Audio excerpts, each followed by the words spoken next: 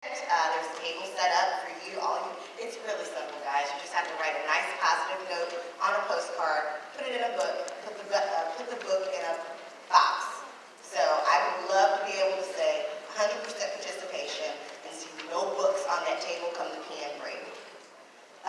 Registration materials. So for those of you who arrived late yesterday, eventually after this session, we will have that table in the back is where our staff will be seated. So you can just go back there to get your registration materials.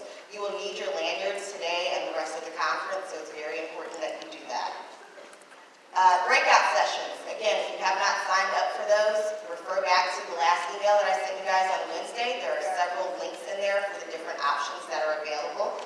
But those options will close today, so you need to make sure that you have signed up for those before the end of the day today. For those of you who have not downloaded the app, please make sure you do so. We'd love to see your ratings for the speakers after each session, so the app gives you that ability to do so. Just a couple quick more reminders. Daylight savings begins on Sunday at 2 a.m., so set your clocks back 1 hour. And then check out on Sunday, you need to make sure you're doing that before you go to breakfast. If you have not signed up for a shuttle and would like to, send me an email with the information about your departure time. And then if you're leaving early on Sunday, please make sure you let your case competition teams know.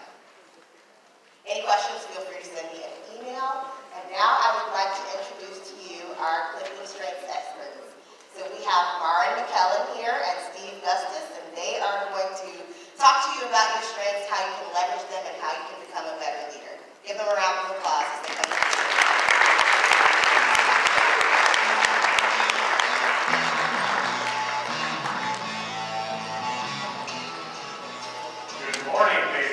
How are we doing this morning? All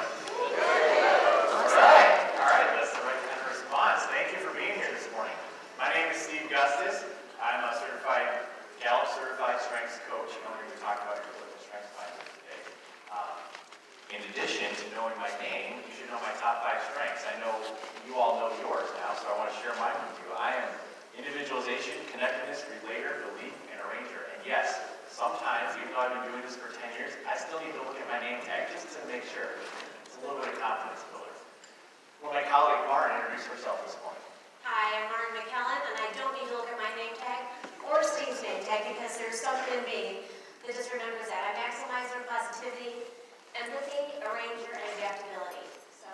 So this morning, we're going to walk you through some things to start to learn a little bit more about yourself, and then start to learn how to work with others as well.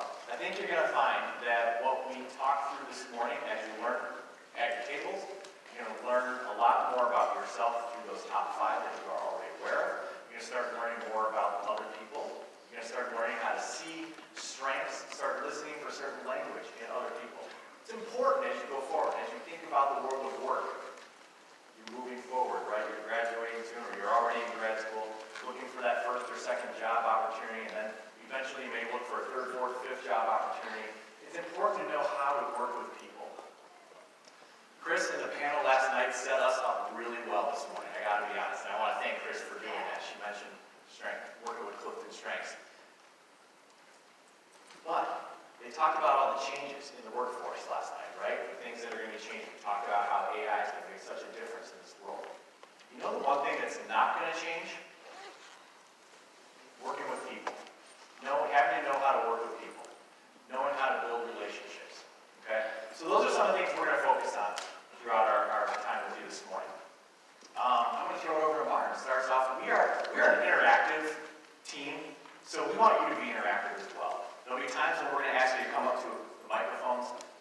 There'll be times we're going to have some activities in the room that we want you to do.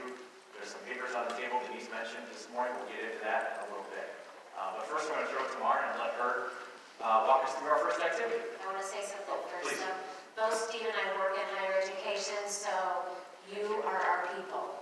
So I love that, and I love this time slot, and I hope you do too, because I know this is early, especially if you celebrated Halloween extra hard last night. But yeah, we have a banter, and if you know anything about strengths, by the end of the session, you will know that you cannot change certain things. So I'm just apologizing in the beginning for I can't change anything that I am going to say, but this is my colleague, but he is also my friend, and I think you're in store for a treat because It's been a life changer for me to know this. I learned about my strengths about 10 years ago when Steve and I went through a leadership academy at our college, and I immediately thought, oh my gosh, I wish I would have known this when I was a lot younger. So that's what we hope we pass on to you today. Okay, so this is the most aerobic part of today's activity. So what we want you to do is stand up if the phrase on the screen applies to you. And also, feel free to share as much as you want in terms of not standing up if you're not comfortable, there's nothing bad. But also kind of look around at your table because we're going to ask you to work with your tables a little bit later. So, stand up if you always have a closet that's color-coded. Maren and I are We're going to raise our hands so we know where we stand. Okay. Stand up if you always talk to people in elevators and the grocery line.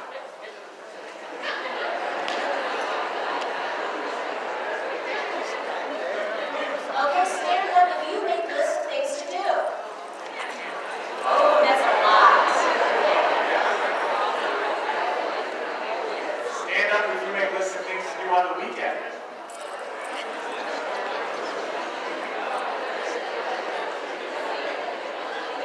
Okay, stand up if you make a list of things to do on vacation. You have to get everything in.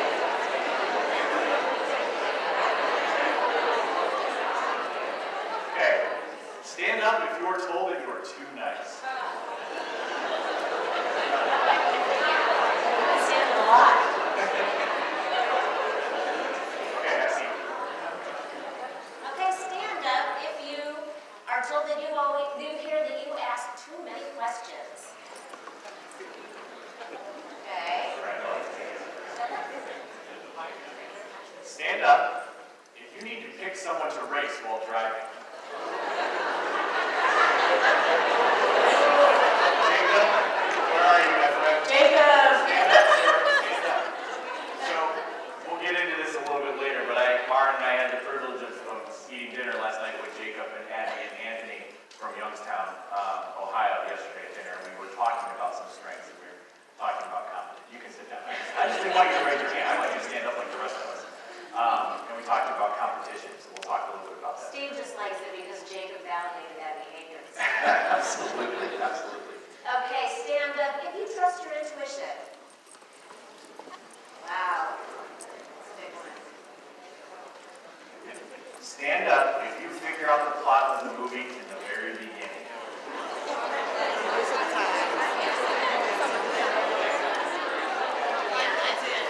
Not my area of expertise. Actually, hold on a minute. Stay standing if you're the person who shouts it out and ruins it for the rest of us. Okay, so let's have fun. Thank you for your honesty. Okay, stand up if you are skeptical of a new idea or a thing until you're given some proof.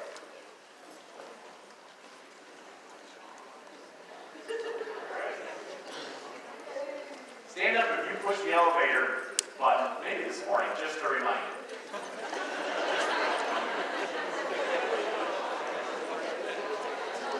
All right. I hope you've been taking note of the people who've been standing up for certain things. Or the ones that are just tired and don't want to stand up yet. Okay, stand up if you just want everyone to get along.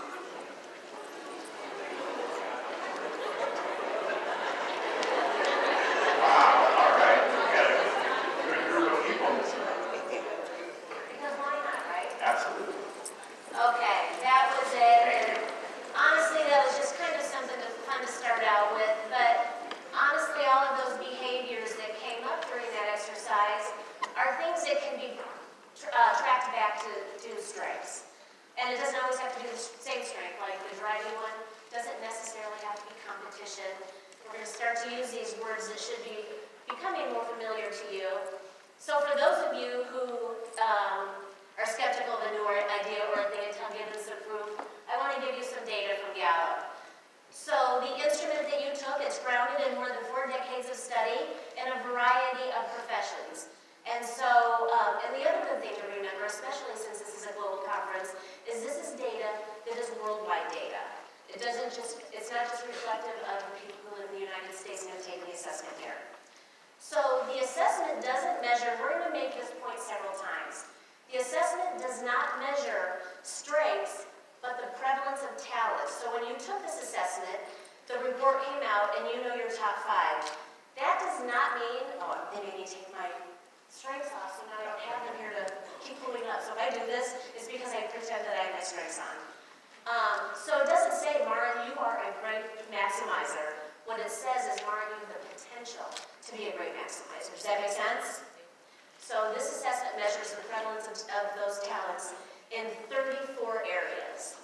And then what Gallup did is they focused on those 34 things that they found most prevalent in individuals that they consider to be the best of the best in their field, no matter what that field is. So, defining strengths. So you've heard it. We start off with talents, okay? We're going to move from talents to strengths, and we'll get into that in a few minutes. But first, I want to give you that definition of a talent, which is a naturally recurring feeling, pattern, or thought, feeling, or behavior that can be productively applied. So as you're thinking about those top 5 that were listed for you, think about some of these examples that we have up on the screen. And then think about that stand-up activity that we just did. So examples of talent may include starting conversations. You're someone who talks to people in elevators in the grocery line. Thinking in an orderly or timely manner, right? You're someone who's very organized, and time is important to you. It was really important to you knowing that this morning you needed to be here at the door, in the room, in your seat before Denise got up and made that first announcement this morning to kick us off. Being able to easily influence others. You can sell me a piece of grass in the desert if you've got these skills, right? Seeing patterns in data, strategically thinking about things as you're looking at patterns that other people can't see. Consistently having a positive outlook on life. We all know a lot of these folks, right? People who see the glass as half full rather than half empty, or maybe they go through life looking through rose-colored lenses. We need these folks. These are all natural talents. And a talent, as you see there on the bottom of the screen, is a potential strength. And a strength, as we define a strength, is the ability to provide consistent, near-perfect performance in a given activity. That's important as we go through and think about our strengths, to know what a strength is. Again, talents naturally developed, naturally have them as a part of you. We all think back to 3rd, 4th, 5th grade when someone asked us what our best talent was, right? But strength, I'm going to say it again, the ability to provide consistent, near-perfect performance in a given activity. To build your strengths, you take your talents, which have been identified, and you add knowledge and skills. Okay, so that's that equation you see there at the bottom. I want you to take a minute right now and think about who is someone that we may all know, think of a role model or leader that we may all know, who has that ability to provide consistent, near-perfect performance in any given activity. And it could be somebody in education, business, sports, music. Give us a couple of examples from the room. Serena Williams. Yes. Simone Biles. Thank you. Over here. Wait, hold on. Beyonce. Yeah. LeBron James. Yeah, so Serena Williams, Simone Biles, LeBron James, Beyonce. Okay, so we've got music and sports covered. And who else? Tom Hanks. Tom Hanks. Great, thank you. Okay, this is a business conference. Come on. Elon Musk. Yeah. All right. Simon Sinek. Simon Sinek. All right, great. Thank you. So these are all people. All these names you've heard, you're all familiar with them. Someone who can provide consistent, near-perfect performance, right, in their given activity. But did they always start out that way? No, right? They probably had some natural talents, and they've added throughout their time knowledge and skills, right? Now, how do you get knowledge and skills? Louder. Yes. Participation, practice, education, right? Yeah, so somebody gave the example. Yes. I really asked for fake permission. So someone said Simone Biles. So obviously Simone Biles came out with something inherently in her that she had the potential to be a great athlete, right? So for the sake of that equation, that is her talent. If she never did anything about it, it would still be there. It just wouldn't be a strength. So along the way, she studied, and someone else said out there, she practiced. So the same thing with Serena Williams, the same thing with Tom Hanks, the same thing with Elon Musk, in a different way. He practiced, he studied, he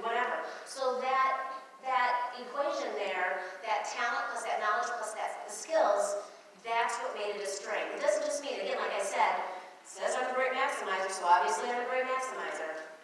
Right. So some of these behaviors can be learned, right? That's the knowledge, or that's the skills part of it, is learning and sharpening your skills. But many are impossible to learn, right? If you're someone who has never been great at math, and you go and take an accounting job, well, you may struggle a little bit, right, in the beginning. But maybe you're going to work hard at it, maybe you're going to learn. The best in a role deliver the same outcomes, but use different behaviors. Any of those examples that you can think of that we just talked about of those people, they deliver the same outcome, don't they? But what's the method they use to achieve that outcome? Tom Hanks, he's had how many different roles? Probably, I don't know, hundreds, right? He doesn't act the same way in every movie. If he did, we wouldn't go see those movies, right? His character of Woody versus Forrest Gump, completely different, right? So the best in a role deliver the same outcomes, but using different behaviors. If you take nothing else from what we have up on the screen right there, I want you to look at the very bottom bullet. Weakness fixing prevents failure, strengths building leads to excellence. And that's really the core of what Maren and I are here to talk to you about today, okay? With a focus on your strengths, focusing on those top 5, that's going to help propel you forward in leadership, propel you forward in life, propel you forward in business. You've all gotten grades before, right? Whether it's in college or younger, when you're in elementary, grade school, middle school, whatever you call it, wherever you're from, in your schooling, in your education. You've been graded in some format. Quickly about me, I was never good at math. I am never going to be a good accountant. Management, different story. I got good skills there. Accountant, not my forte. I knew that very early on. But you know what else I'm really bad at? Handwriting. You cannot read my handwriting. As a matter of fact, well, you can't see it, but I have a red pen in my pocket. A red gel pen. Why do I have a red gel pen? Because a black pen and a blue pen, my chicken scratch is so bad you can't read it. Red somehow makes it a little bit clearer to read. I would get report cards home when I was a kid that said penmanship or handwriting, poor, unsatisfactory, right? And math, you know, if you get an A in English, A in writing, A in social studies, and a C in math, when you're a small child, what are your parents, guardians going to focus on? The math grade. They're going to focus on that C, aren't they? Right? And so are you, right? Because in the U.S., we have sort of this society of, we're going to focus on your weakness, right? So, okay, I get a grade of a C in math. I come home, I hear it from my parents, like, you're going to work hard, we're going to help you, we're going to get you some help, we're going to get you a tutor, and you're going to do better. You're going to do better next time. We're going to help work with you and help you get that grade up. Okay, I'm going to do that. I worked hard the next semester, next quarter. Worked hard in math, stayed after school, asked questions of the teacher, had them help me, spend extra time with me. I had a tutor. And guess what happened next quarter? C. No, I actually did get a little bit better. Yeah. I got better in math. Got up to a B+. Right. But guess what happened to my English social studies grades? Fail. They went down, right? So I ended up with a report card that still has an A, but then I had like 3 Bs. So overall, I pulled up that math grade, right? I worked really hard at it. But it caused me to pull away my focus from some of those other talents that I was naturally good at. So again, that bottom bullet, weakness fixing prevents failure, strengths building leads to excellence. By the way, I do not want you to take away from this session that you should never have to focus on what you're not good at, okay, your lesser talents. I can't go to work. I'm responsible for a $3 million budget right now at work. I cannot say, I'm not going to do the budget this year. I'm not going to worry about that, right? I know all of you in this room would think I'm crazy, but if I tried to do that. So there's things we have to do regardless, whether we're really good at it or not. But for me, it's about finding the people who can help me improve myself, improve my skill set. Maren's got a lesson, kind of a story too I want her to share. So I am the firstborn of 3 children, and when I was in elementary school, my parents brought this horrible thing into the home called a piano. And I love music, I just don't love playing this is our first kid. Every house should have a piano in it, so we will do it. So they enrolled me in lessons, and I did the recital thing, and I practiced, and I did enjoy it. I did look forward to it. I got a little bit better because of the practice, but it never made me feel like, wow, this is something that I'm going to make money at later in life. And so I think eventually, and I can't remember, in my mind it was like, 70 years they made me do this. But they eventually let me move on to something else, and my sister comes along 3 years after me. They enroll her in piano lessons. She hates it about as much as I do. Practices, goes to recitals, dreads that, and it just, so the piano just sits there being unfulfilled, as I imagine we were. And then my brother, 7 years after me, comes along, and by then the parents have given up on the piano and their children's potential to play that piano. So they didn't even, enroll him in music lessons or piano lessons. Well, to this day, he plays the piano, the mandolin, the guitar. He can pick up any instrument and just play it. And that to me, when I was going through my strength studies, I thought, that is exactly that. And I don't begrudge him for doing that. I mean, like I said, the whole thing, the bottom bullet there, the weakness fixing prevents failure. I got a little bit better, but I never enjoyed it. I never felt like I was in the zone when I was sitting at that piano bench. Whereas my brother, that is his thing. And it just shows that, he had that in him. And I don't know which parent it came from, but I know it did not pass down to my sister and I, but it passed down to my brother. And, there's other things that we're good at that I'm sure he would stand on stage today and I hope he would have a similar story of something he feels that we were good at.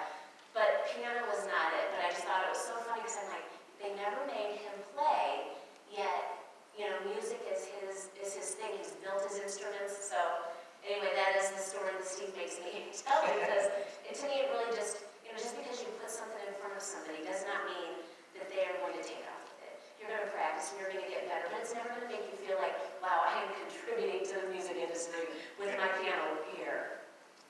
Beyonce, by the way, had a different experience than you did. I know.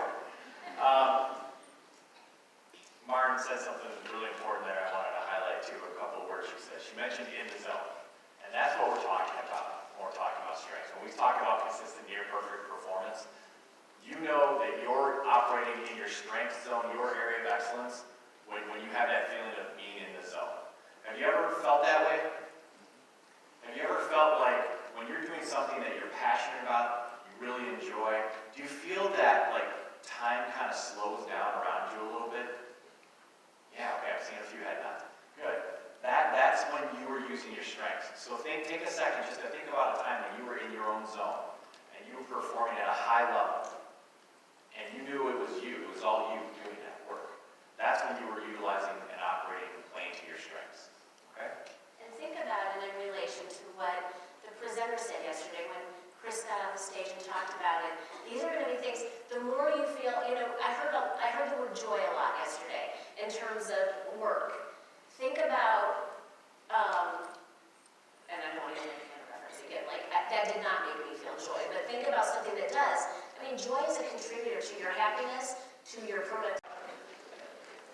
If you've ever been at a party, you've gone to a party with someone, and they seem to know everyone in the room, or they make friends with everyone in the room, they're the people you want to tag along with, right? Woo are also really good at persuasion. That comment I made, that flippant comment I made earlier. Some other assessments like Myers-Briggs, DISC, some of the other ones you tend to change over time. With strengths, or with CliftonStrengths, you really don't. So I would say a more accurate representation of what is you is your top 10. So I think what you might have been seeing is, depending on where you were in your education, job, whatever, is something from your body, in the top 10 might have bubbled up to the top 5, and those might have fallen down. But I can pretty much assure you that they did not fall to the bottom. Does that make sense? Yeah. Okay. And what happens is you change roles, you're doing something differently. Maybe last year you were only focused on school, this year maybe you have an internship, you're spending more time at work. Something changed where you are utilizing different talents. So that 5 and 6 maybe switched around, or 4, 5, 6, and 7 may have switched around. Maren's absolutely right. Within the top 10, they tend to go back and forth. That's all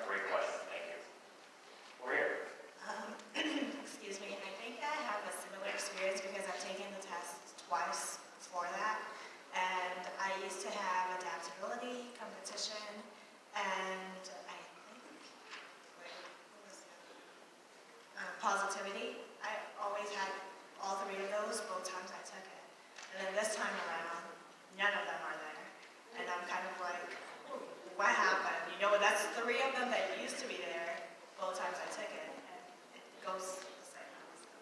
Yeah, I would echo the same comments that we made about that. Something has changed, you're doing something different, maybe your focus is different. I'm not gonna ask you to say if that's true or not in this room, but something has changed where you are utilizing differing talents.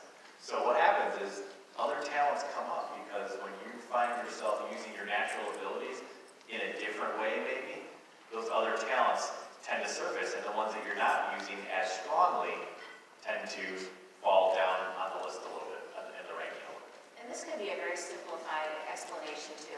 But let's say you are surrounded by a hugely positive group and you've got a lot of positivity around you. You might not need to pull on that as much as you would in a case where you're not feeling that you're in a positive environment. Does that make sense? Yes. Okay. Thank you. Great. All right, so I got achiever, and the last thing it says, it takes immense satisfaction in being busy and productive, and I do. I stay really busy, but I also burn out really hard. And so I didn't know if that correlates. You know, the people that are really high achievers, do we also have a really high burnout level as well? So I would say, and we're going to get into this a little bit later, your strengths don't work, I did it again, your strengths don't work independently of each other. So if you are somebody that has achiever and responsibility, the responsibility part is going to make sure that's going to kick in too, and that's going to make you feel like a super achiever because you're compelled, to perform that way. Is that? Yeah. So just a bit. So, and we are going to talk about it a little bit more, but they work. Your strengths work in chorus with the other ones. So if you've got some that make your achiever go in to overdrive because of that, that's what you're seeing. So I would say that's probably, and honestly, there's nothing, you can manage that, but you're not going to change it. Yeah. Because it probably, I would guess, that when we ask those 3 questions, do you make lists of things to do? Do you make lists of things to do on the weekend? I bet you probably stood up at least once during those 3 questions. Yeah, All three, yeah, all three. Yeah, there's a lot of satisfaction in checking out those boxes, yeah. But I also then crash burn Yeah. really hard as well. So. And honestly, the fact that you know that, and you do need to manage that because, that's going to be obvious to other people. But yeah, it's probably not only your achiever that is making you feel that. It's probably, can I ask what your other 4 are? Activator, command, futuristic, and maximizer. Oh, that, maximizer. Activator. You want to take everything from good to great. Right. And yeah, that's exhausting sometimes. Read that book. Yeah. What? I read that You book. read that book? Did you? Yeah. So did I. I feel like I wrote that book. But yeah, that is exactly what I'm talking about. So it's probably your maximizer working in tandem with your achiever. Well, thank you. Yes. Thank you. Would it be Mike, helpful? can you use the microphone, please? Sorry. Right so close, it's right there. And it's so fun. Would it be helpful for achievers to add in self-care and boundaries into their list, their to-do list, so that they can check that off, like spend time on meditation today, or whatever that they know they need in order to not burn out, so that way they can still be in their achiever personality, but they're also building in self-care? That's a really great question, and a good suggestion. However, and I'm not an expert in achiever, but I bet if you ask some of the achievers in the room, they're going to like that suggestion because, oh yeah, I can add it to my list. But when we're talking about burnout, that's one more thing to check off the list. It could go either way. So what Maren said, it really depends on what those other strengths are for that person and all of us. It depends on what all of our strengths are. They all play together, basically help each other out. So for some achievers, that would work. For other achievers, that would make them. And that's why I was kind of talking about managing it. You just gave, can I ask you what yours are? Because I'm wondering, I love Harmony. that. Empathy. I know, there's something I'm guessing, about I'm her making guesses that now. made her ask that question.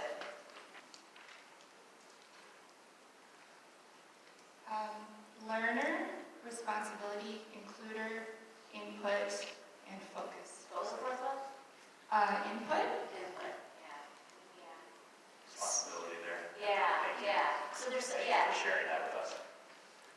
Yeah, so it's like, and honestly, honestly, the more familiar you get with the language of those 34, you're going to start to do the things that I at least am doing if you're on stage and say, I wonder what is it that makes you ask that question? Because it could be like Steve talked about earlier, it's a behavior, but it can be different in all of you. And you, it might have been your responsibility. And somebody else, that could be empathy. Seeing, oh yeah, I see that in her. And some people it could be, harmony, like Steve said. So different, the strengths are different, but they kind of contribute to the same things in behaviors. I want to share another definition with you real quick, just about another strength, because we sort of only talked about a little bit about achiever.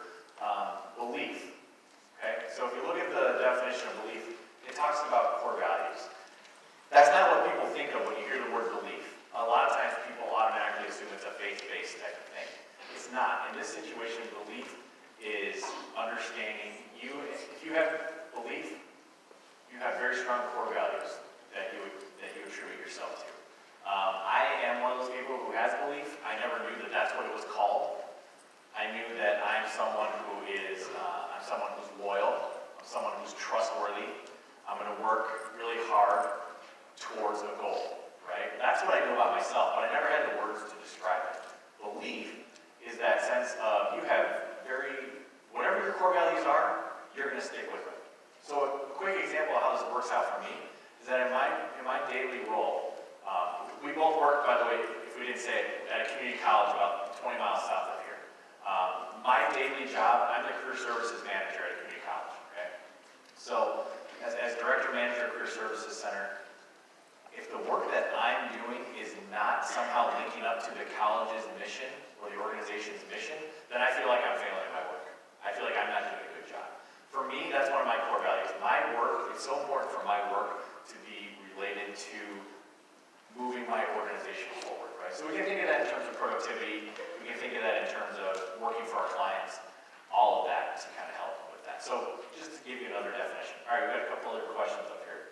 Okay, so I got context, and I was just wondering, is that supposed to be like thought of historically, like in the world, or personally within your life? Yes. Both. Yes, it is. Context is really that sense of someone who, if you think about being on a team, think about a team that you all worked on, whether, in any format. The person who has context is going to make sure that you as a team, if you're working on a project, you're not going to make the same mistake twice. They're going to be the ones to say, well, we already tried that a year and a half ago, or last week when we were trying to fix this problem. So it's both, quite honestly. Okay, yeah, that makes sense. Yeah, okay. Here in the middle. Hey, how you doing today? Good, thank you. My name is Sean Lancaster. I'm from Cal State University. It's in Los Angeles. So my question is, how much are your strengths in this test influenced by your past experiences? Because when I look at it, I can definitely see a lot of my past experiences popping up, but it's not necessarily the things that I would like to focus on. There's certain areas where I get more joy, more excitement, but they didn't necessarily pop up in my top 5. And should I focus on the things that bring me joy, or should I focus on the things that I'm good at? So Sean, you have what we call strengths envy.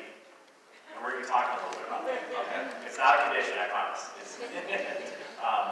My short answer is focus on the things that you're good at. Okay. The things that you're passionate about will come as a result of the things that you are naturally good at. Does that sound accurate? I want to know what your 5 are, if you can tell me. So in proper order, it's restorative, learner, responsibility, focus, and arranger. So I'm all about getting things done and learning new things. But I also want to add a little more strategic thinking. So I think what we would say is that those are probably your 6 through 10. Yeah. Most likely. Like, we don't know your whole 34, you don't know your whole 34. But if you feel strongly about those and you feel that they're part of what you do on a daily or weekly or whatever basis, where you use those talents, maybe not as frequently as you use the top 5,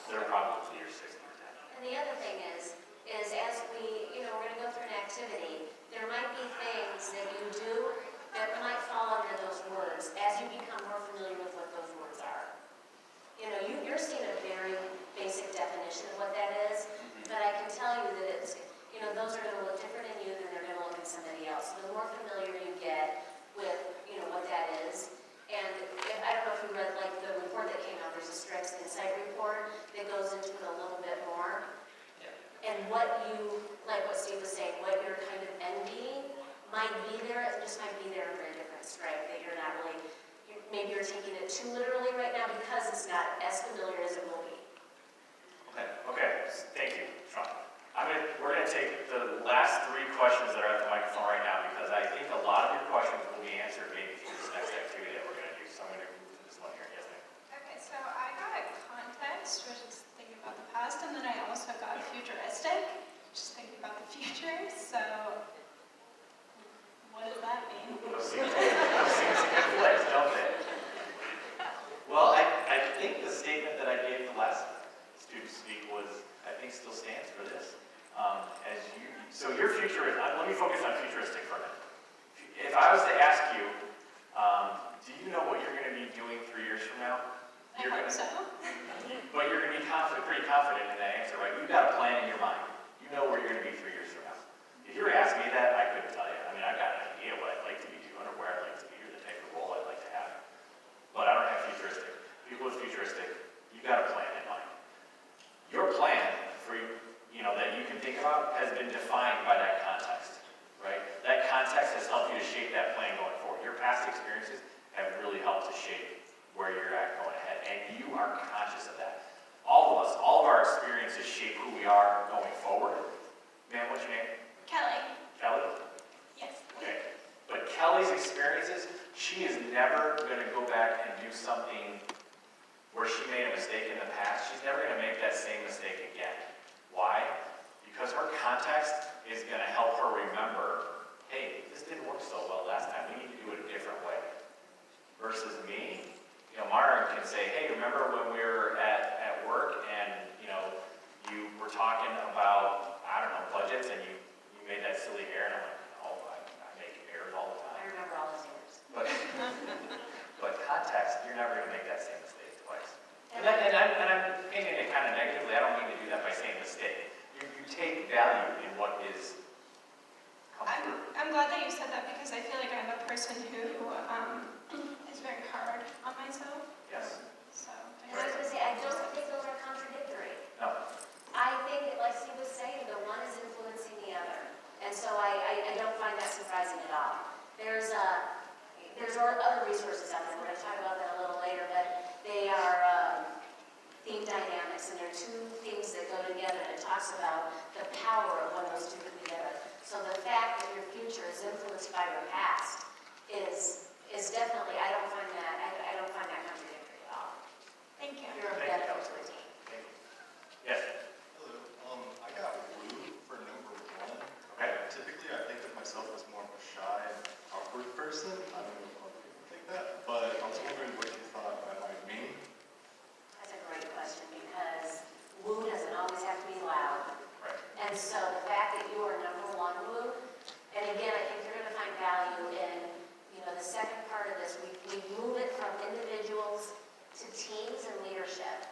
And woo doesn't look the same on everyone. And the first thing we did, and maybe that's a fault of ours, is woo is often the one that you notice. But it's like what Steve said earlier, that you use different behaviors, but the outcome is the same. So you are wooing people, but you're doing it quietly. Hi, so my name's Avi. So 5 that I had were responsibility, input, analytical, belief, and restorative. And going back to belief, I guess I was a little surprised I got that. Not because I don't have core beliefs, but I'm somebody who, whether it's in work or whether it's in like a team setting, I try to always find ways to compromise. So how does one kind of balance having strongly held beliefs, but still being able to compromise, on ideas, but not those beliefs? That's a great question. And thank you for that. I think you're not compromising your beliefs, right? You're talking about compromising with other people when we're brainstorming ideas. Right. Is that right? Okay. So you're still anchored. Your opinions that you're giving in that brainstorming session, let's say, are anchored in your beliefs. And we talked earlier this morning a little bit. We both mentioned it a couple times now. I want you to start tuning into people's language. What words did I just use to answer his question? Has to do with the boat not moving. Anchor, right? So that's belief, like for me, that's belief language. So your opinions are still anchored in your core values. Though your core values aren't going to change unless you choose to change them.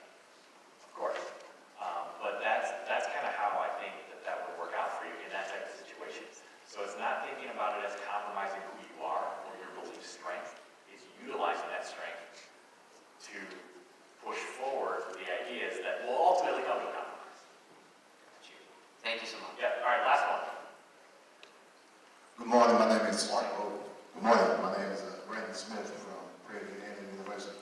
Quick question, would you suggest that we find a way to passively articulate these strengths in our resumes as well as interviews? Did you look at our presentations last slide? Can I ask you to hold off? Can we hold off on answering that question? And I Yeah, want we to talked about that because that is a very important part of this. hold us accountable. If we don't, for some reason, address that by the end of this session, I want you to come up to the microphone when we're done on our very last slide. I'll make sure. The answer You're is going to know it yes. says the last slide. You'll say thank you on it. So, all right, thank you, Brandon. Yeah. Okay. We're going to move ahead. Okay, so we are moving ahead to the activity on your table called Love, Crazy, and Me. And what we want you to do, we're going to give you about 15 minutes, and Steve and I are going to be walking around the room to find out. I thought you were cheering about Love, Crazy, and Me when you put your arms up like that. And I think that was a stretch. But anyway, so what we want you to do is, it's this worksheet on your table. Kind of do as much as you want to do by yourself. And if you're at a smaller table, we're going to want you to move around because it's going to benefit you to move around. So the first thing we want you to do is identify one of your themes that you absolutely love.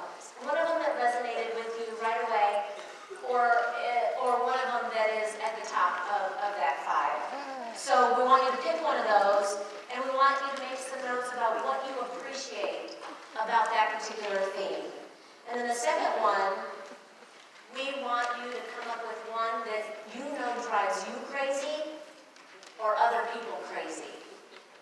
And we want you to reflect a little bit on the one that makes you crazy or other people crazy. And then you're going to get to the graph there. We want you to talk to at least 5 people at your table. Write down their name. We want you to write down one of the signature things that that person loves, and talk to them about a signature theme that tends to drive them or other people crazy. We want you to look for overlaps. I want you to make notes, because again, we're going to rely on you to come to the microphone to talk a little bit about something that you learned, something that somebody else said to you that really resonated with you. It's even an opportunity for the gentleman who had belief to talk to somebody else who has belief. And, what does belief look like for you? And just kind of talk about things like that, just to get more familiar with the themes a little bit.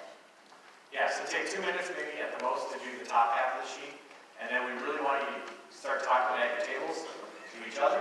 If you feel like you want to get up and move around and talk to somebody at a different table, do that too. But talk to at least 5 people. We're going to come back in about 10, 15 minutes and have your report out. And the last one is envy. So if you're talking to somebody, I know somebody spoke at the microphone earlier about maybe something that they wish they had. Write down there about something that you wish that you had that would complement your 5 that you feel a strength that you envy. Maren and I are